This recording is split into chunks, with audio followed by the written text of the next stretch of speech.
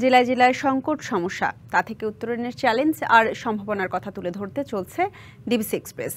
বিশেষ এই আয়োজনে মতামত থাকছে তৃণমূল থেকে শুরু করে নীতি নির্ধারকদের। ডিবিসি এক্সপ্রেস আজ সারাদিন আছে মাদারীপুর জেলায়। সিএসআরএম নিবেদিত ডিবিসি নিউজের বিশেষ আয়োজন ডিবিসি এক্সপ্রেস। আজ আমরা রয়েছি মাদারীপুর জেলার কালকিনি উপজেলায়। এখানে আমরা সকাল থেকেই নানা শ্রেণী পেশার মানুষের সমস্যা, এলাকার সম্ভাবনা এবং কোন কোন বিষয়গুলো নিয়ে চ্যালেঞ্জ রয়েছে সেসব বিষয় নিয়ে কথা বলেছি। এখন আমাদের সাথে যুক্ত রয়েছেন কালকিনি উপজেলার বাজার সংলগ্ন এলাকার এখানকার স্থানীয়রা। তাদের কাছ থেকে জেনে নেব আসলে তাদের এই এলাকাতে কি কি সমস্যা রয়েছে। আমরা একটু আপনার কাছে জানতে চাইবো যে কৃষিতে আপনাদের এই এলাকায় কি কি সমস্যা রয়েছে। আসসালামু আলাইকুম। এখানে আমাদের মূলত কৃষি নির্ভর এলাকা, কিন্তু এখানে যে খালগুলি ছিল বিভিন্ন কারণে ভরাট হয়ে গেছে। অল্প বৃষ্টির জমি তলায় যায়, সমস্ত ফসল নষ্ট হয়ে যায়। মূলত এটা 3 ফসলি জমি, কিন্তু আমরা মূলত একটা ফসলও ঠিকমতো পাই না। আমাদের অনুরোধ যাতে এই খালগুলি পুনঃখনন করে আমাদের এই জলবদ্ধতা দূর করে আমাদের কৃষি উন্নয়নের ভূমিকা রাখার জন্য আমরা অনুরোধ জানাচ্ছি। আরো কয়েকজনের সাথে কথা বলবো যে আপনাদের এখানে যেটা বলছিলেন যে বৃষ্টি নিয়ে সমস্যা, 1 লেনের ব্রিজ হয়, কি কি ভোগান্তিতে পড়েন আপনারা? যানজট কেমন হয়? বিশেষ করে সকালবেলা হইতে 12টা পর্যন্ত কোনো কাজে চলার মতো পরিস্থিতি নাই, এত যানজট হয়। তারপর বাজার নাই, একটা টলঘর এবং গাড়ি ঘোড়া এমন যানজট হয়, অফিস আদালত করার মতো কোনো সুযোগ সুবিধা হয় না।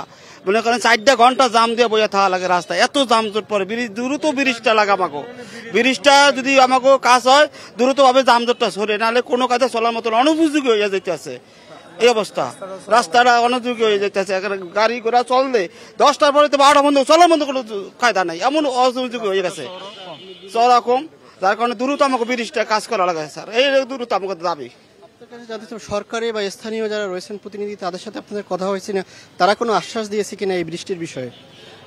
বিগত দিনে যে এমপি ছিলেন উনি আশ্বাস দিয়েছিলেন যে অনতিবিলম্বে ব্রিজ হয়। ব্রিজটা খুব জরাজীর্ণ অবস্থা, এই ব্রিজ যে কোনো সময় ভেঙে যেতে পারে এবং বহু লোক অ্যাক্সিডেন্ট হতে পারে। এই জন্য আমাদের প্রধান উপদেষ্টার নিকট আমাদের একটাই দাবি, আমাদের ব্রিজটা যাতে তাড়াতাড়ি হয় এবং এই রাস্তা যাতে প্রশস্ত হয়, যে গাড়ি ঘোড়া যাতে রীতিমতো চলতে পারে, আমরা যানজট থেকে যাতে মুক্তি পাই, এই আমাদের চাহিদা।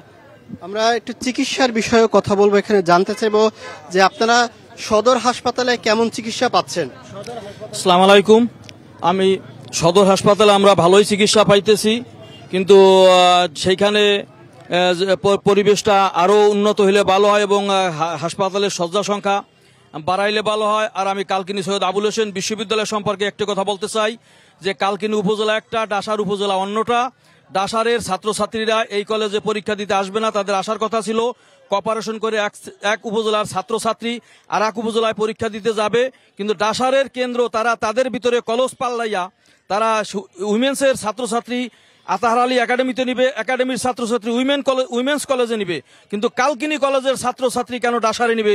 কালকিনি কলেজের ছাত্ররা তারা কালকিনি কলেজ বাদ দিয়া অন্য উপজেলায় গিয়া পরীক্ষা দিতে তারা রাজি না।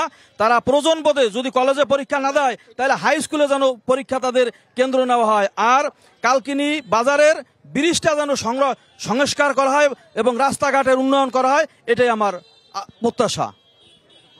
এই এলাকার মানুষের সবচেয়ে বড় দাবি হচ্ছে তাদের আমাদের ঠিক পিছনে এই ব্রিজটি কিন্তু রয়েছে। সকাল থেকে অফিস টাইম যখন শুরু হয় তখন কিন্তু তাদের এই যানজটটা তীব্র আকার ধারণ করে। এই উপজেলায় তাদের সবচেয়ে 2টি সমস্যা কি তারা দাবি করেছেন। একটি হচ্ছে চিকিৎসা যে ব্যবস্থা, সেটি এখানে তারা প্রাথমিকভাবে চিকিৎসা নিতে পারছেন, কিন্তু উন্নত চিকিৎসাটা তারা এই উপজেলায় পাচ্ছেন না, এবং পাশাপাশি এই বৃষ্টি নিয়ে কিন্তু তাদের অনেক অভিযোগ রয়েছে। আমরা রাত 9টায় এই উপজেলা নির্বাহী কর্মকর্তার সাথে এইসব চ্যালেঞ্জের বিষয়গুলো নিয়ে তার কাছে জানতে চাইবো। আর ডিবিসি এক্সপ্রেসের সাথেই থাকুন।